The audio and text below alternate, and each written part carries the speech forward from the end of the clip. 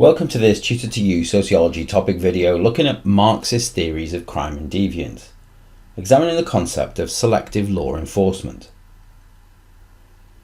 In one of our previous videos, we focused on how Marxists suggest that the ruling class control the working classes through law creation. Marxists also argue that this is achieved through law enforcement.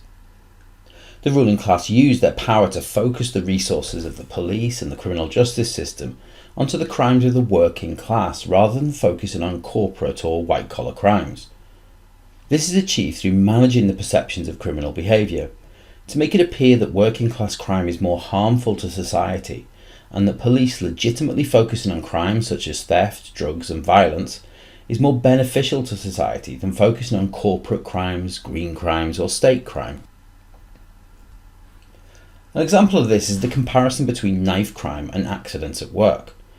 In 2019, there was a focus on knife crimes, particularly in London. In that year, 47,000 incidents of knife or sharp instruments being used were recorded in the UK, and there were 70 fatal stabbings. This led the police to use their resources to stop and search those they believed to be carrying knives, which was disproportionately black males, in order to tackle this. However, in the same year, over 69,000 people were seriously injured at work, and 147 people died as a result of work-related injuries, and yet this received very little attention in comparison to the issue of knife crime. This suggests that the police, and indeed the media, target crimes in working-class areas, despite the more devastating impacts of work-related crime. Lauren Schneider has investigated the impacts of corporate crime and suggests that corporate and white-collar crime costs more than working-class crimes, and yet the focus remains on the working class. Even when corporate crimes are prosecuted, those charged with willful neglect are less likely to receive custodial sentences than those from the working classes. A contemporary example of selective law enforcement can be seen in the Grenfell inquiry, where in order to gain cooperation with the companies and planning officials that had given the building's cladding thought to be at fault for the tragedy, those who gave testimony were given immunity from prosecution over the deaths of 72 residents of the tower. Selective law enforcement also provides an ideological function for the ruling class.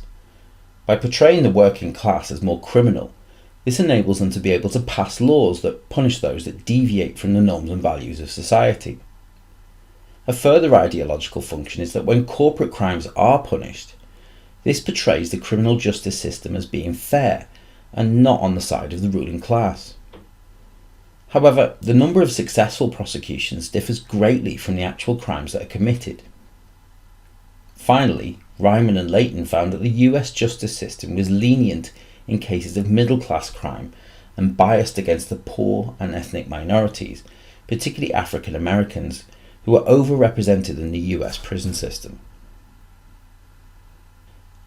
Now, in evaluating, we can see evidence of selective law enforcement and the impact it has on crime statistics by examining the military policing styles of officers in working class areas.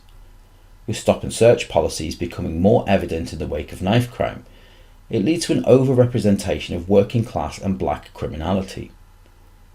Furthermore, the complex nature of white-collar and corporate crimes often means that offenders will go unnoticed, or the police will lack resources to bring successful prosecutions against firms and individuals who have financial resources to have the case dismissed.